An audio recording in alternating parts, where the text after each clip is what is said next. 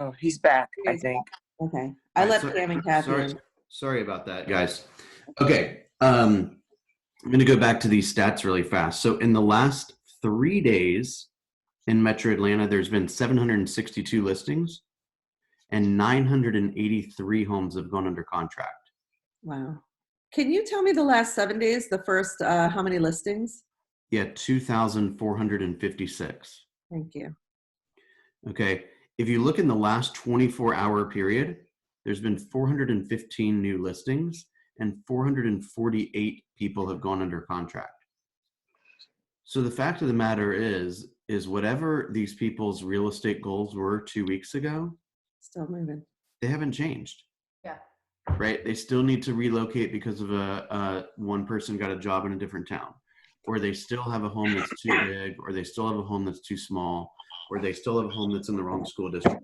And the fact of the matter is that people are still buying homes and selling homes. And so we got to go back. Don't let them off the hook so easy when they say, well, I don't know what's going to happen. Like, the fact is the problem that they reached out to you to address in the first place still exists. So we just got to let them know there's still activity going on out there, and we're going to take the appropriate precautions, to keep everybody safe. But at the end of the day, we got to make sure that they still have the same goals, and we may have to remind them about that periodically. I don't know if this can be helpful, though I'm sure it can. I was reading my email this morning because I'm like a day behind.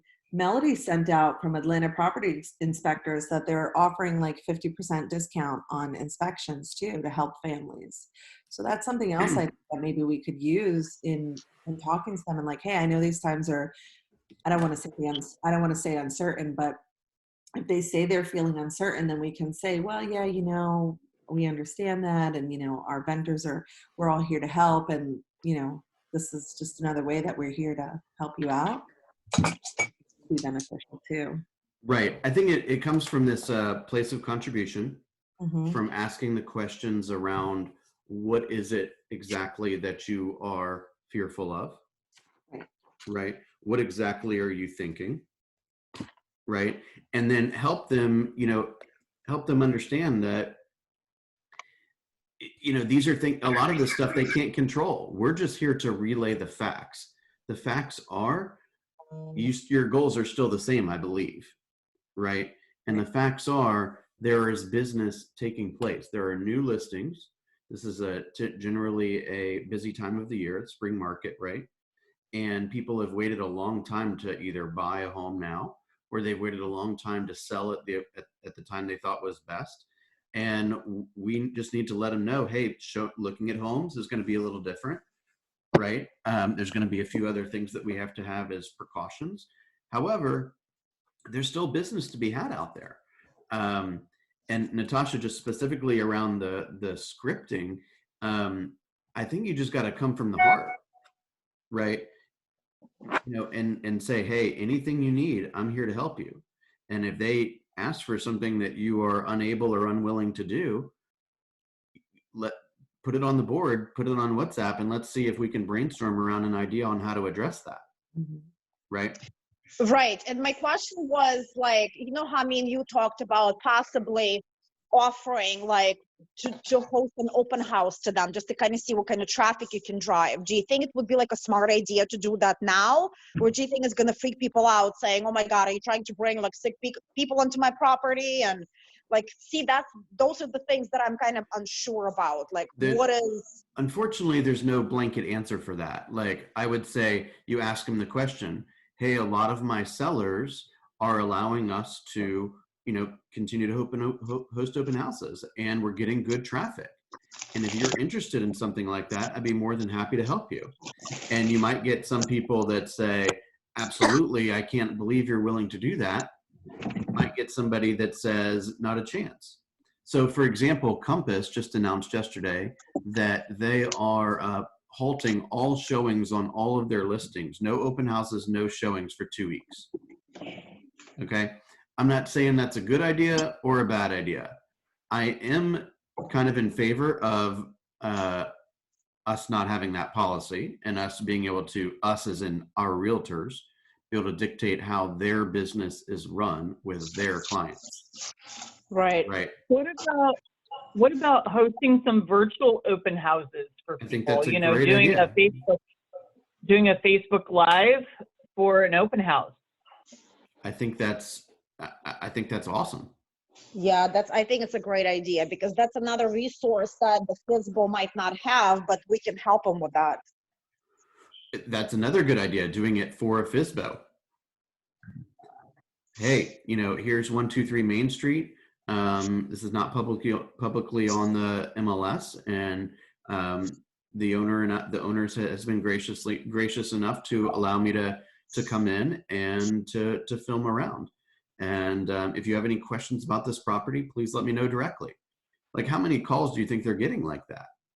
Right. None. I would be calling FSBOs all day long. I think that's a great idea.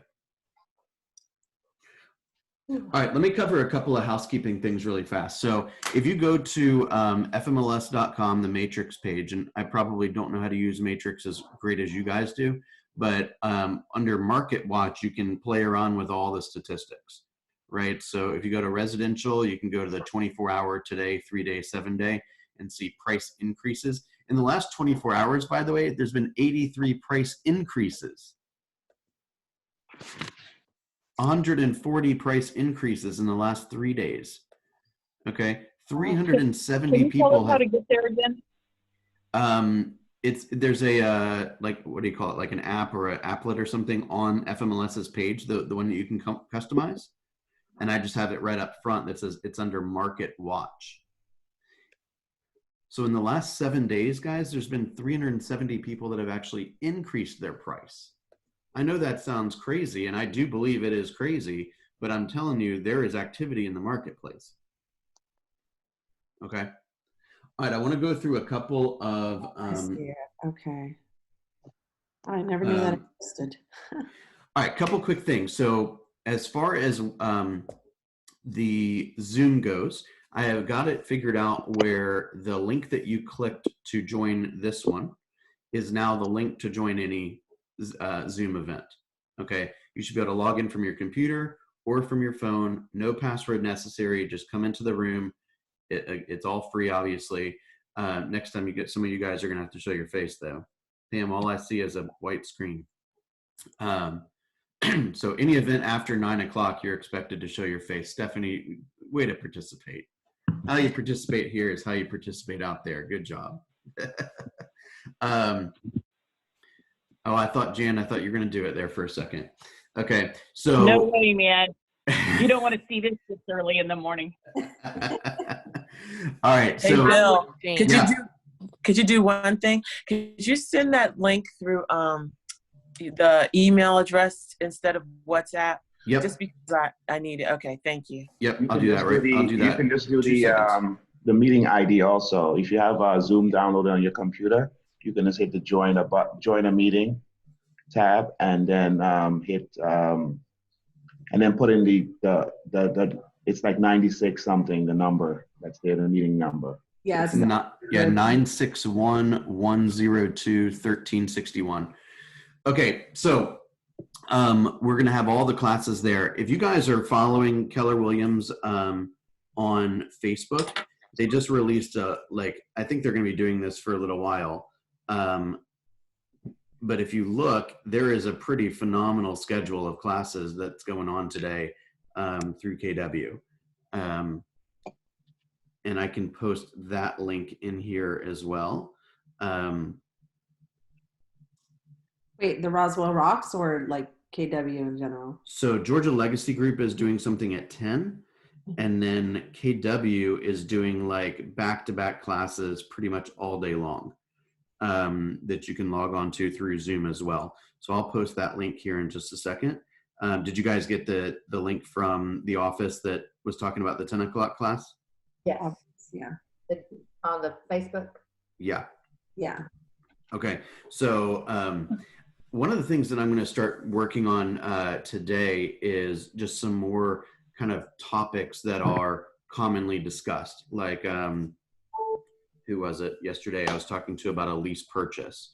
And they didn't really understand the idea that I don't think they understood what a lease purchase was, to be honest.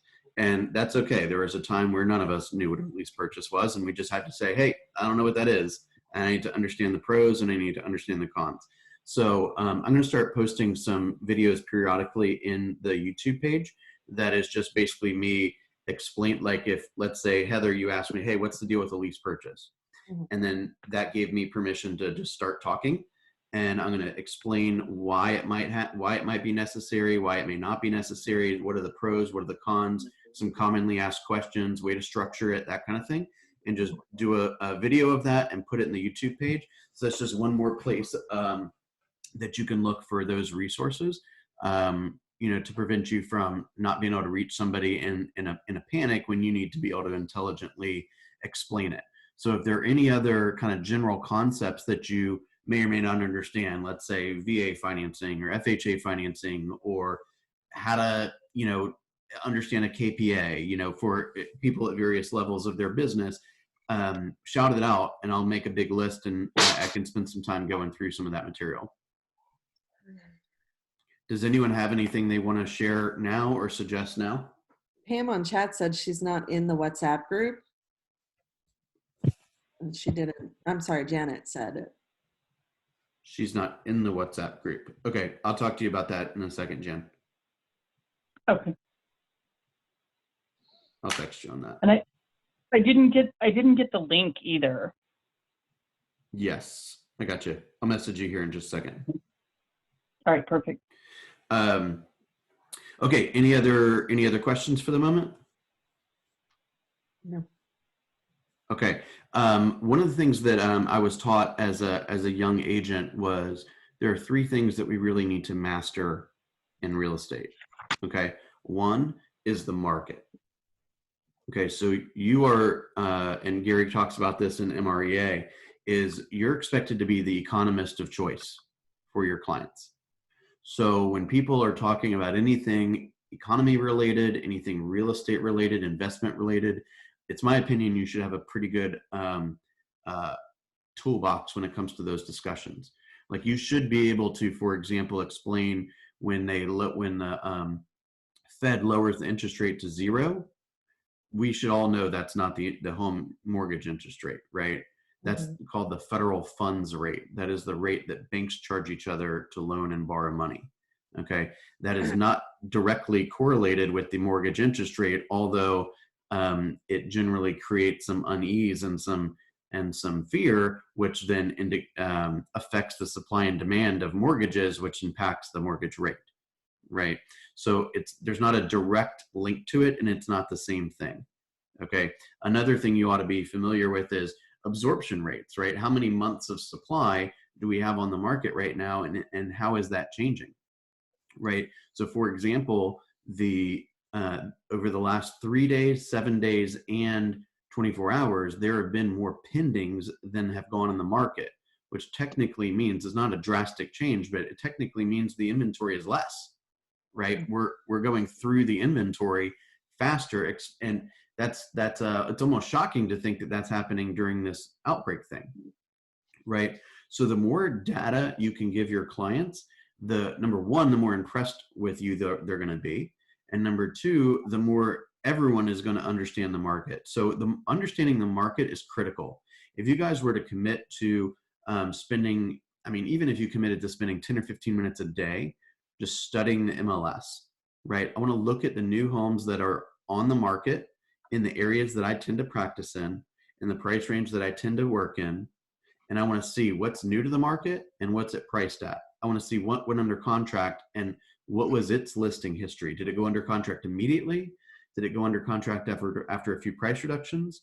Right. I want to look at what expired. What expired, not only can you call them and say, hey, give them the run through, but if a listing expires, what do we know?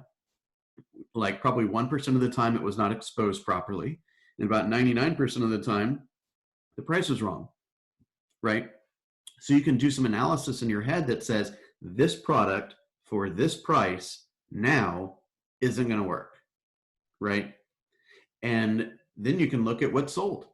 Right. So spend a couple minutes looking at what's sold in your area. Right. So let's say We have Michelle Slater, for example. She does a lot of work in Martin's Landing.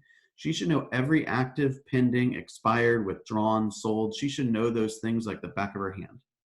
If she's going to claim to be a Martin's Landing expert, she needs to be able to prove it at any time. Okay?